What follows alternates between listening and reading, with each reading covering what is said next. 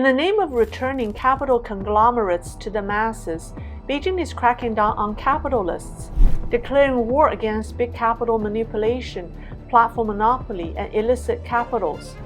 From movie stars and social media influencers to private enterprises, the rich and famous Chinese are all feeling the heat.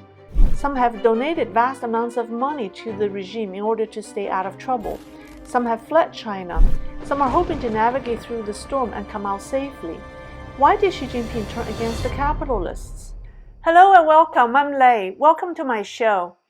Xi is steering the country to the left because of the threat posed by the powerful capitalists.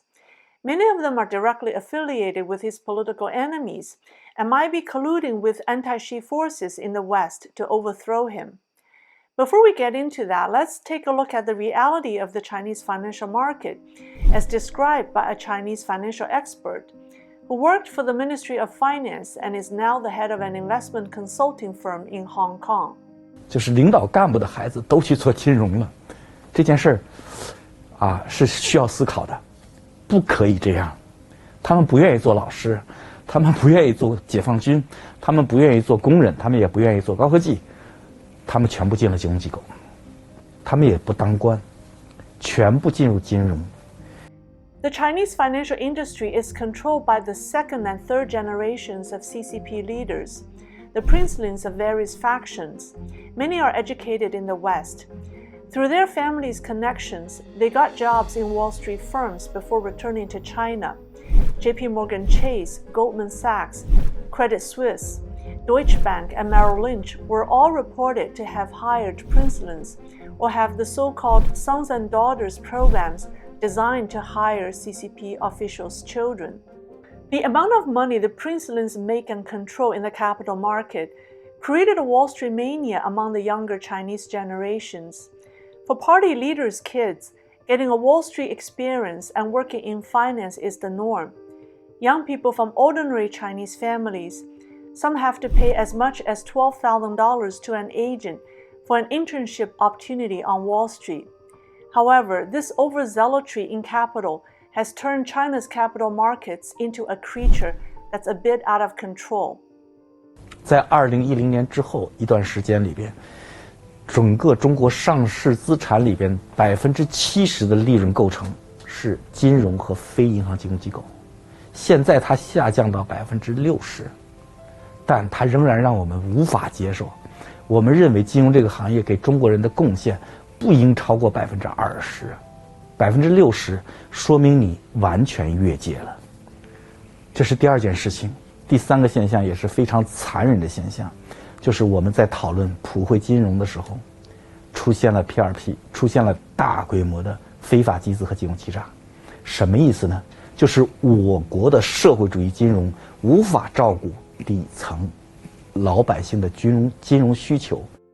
Despite the enormous amount of capital being poured into this industry, average Chinese citizens, including small and mid-sized businesses, don't have access to it, and the Chinese financial market has become a tool used by state-controlled conglomerates and the super rich to make money and stay afloat. 中国出现了一个非常残酷的现实，我们的财政收税是针对劳动和劳动者的90%以上，这在全世界不可思议。正常针对劳动者的收税应该是40%是极限，收到90%，我们出现了公平正义问题。金融是为所有人服务的，必须是公平正义的，覆盖每一个人，怎么可以中小企业贷款难呢？极度垄断下的情况导致一种结构性的严重的问题，而这个问题呢，对中国来讲，它是一个焦点核心问题。Liu spelled out the reason behind the crackdown on the capitalists. The extreme monopoly of capital by a small group of people in the communist state has caused disparity of wealth, which in turn is causing social instability. This is now threatening the regime and Xi. And the worst of it is that the sources of the threat are now coming from outside. This past February, the U.S. news website Politico published an opinion piece titled, "To counter China's rise, the U.S. should focus on Xi." It's an excerpt from an 80-page paper published by the Atlantic Council in January.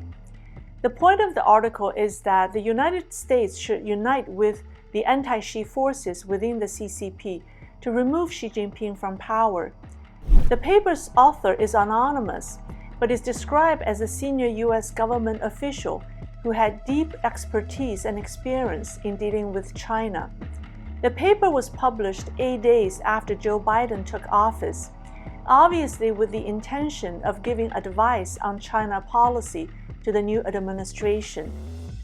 In May, a new book titled China Coup, A Great Leap to Freedom by Roger Garside, a development banker and veteran British diplomat who served twice at the British Embassy in China, fictionalized a coup d'etat by Chinese Premier Li Keqiang, Wang Yang, and another CCP heavyweight, Wang Qishan, overthrowing Xi Jinping.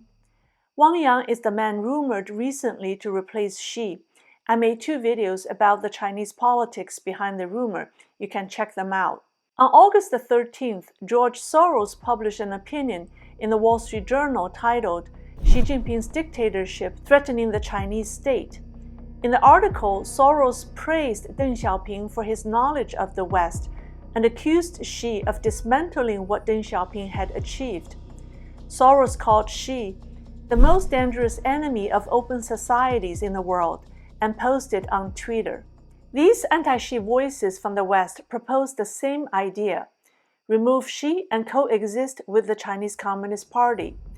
They see Xi Jinping as an obstacle to their peaceful coexistence with the communist regime. In other words, they want to go back to the pre-Xi era, like during Deng Xiaoping and Jiang Zemin's time, when the West focused only on engaging China economically without paying attention to ideological differences. Since the Clinton administration, Wall Street has helped then CCP leader Jiang Zemin and his people build wealth and expand their influence in the West. The Jiang Zemin era was the most corrupt time in the history of the Chinese Communist Party, and the corruption was covered up by money and a glossy appearance of growth. Jiang's faction is still powerful today, particularly in the financial industry. And now a Wall Street tycoon and a former U.S. government official publicly advocate removing Xi by collaborating with Jiang's faction. How could Xi Jinping not feel the threat?